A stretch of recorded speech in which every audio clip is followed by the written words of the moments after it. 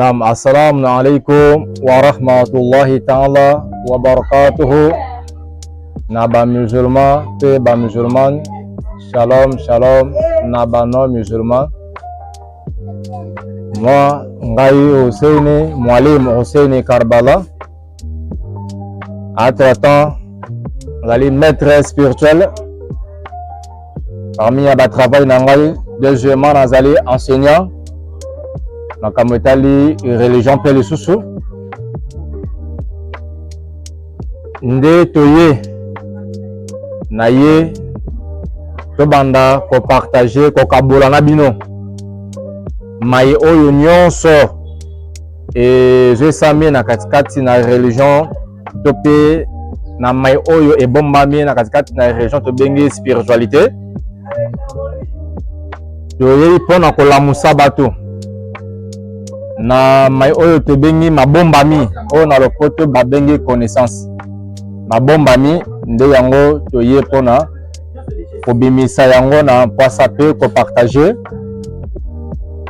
biso banso soki tozosami elongo katikati na chaîne na biso oyo ekozala malamu mingi. Tobanda mpe kopartage, tobanda koyeba nini oyo babengi religion, nini oyo babengi spiritualité, nini oyo babengi ezali enseignement kolakisa na spiritualité pe na religion.